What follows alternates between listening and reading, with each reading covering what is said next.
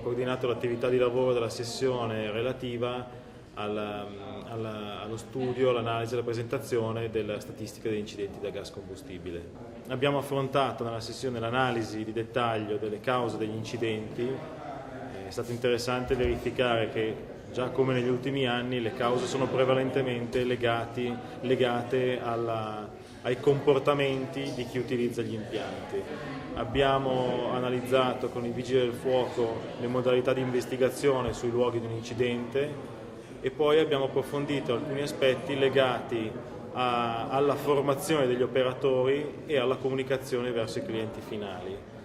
Questi sono due degli aspetti rilevanti emersi dall'analisi della statistica di incidenti da gas, ovvero i 4 temi importanti cardini sono l'informazione, la qualificazione, la rottamazione degli apparecchi e la regolamentazione.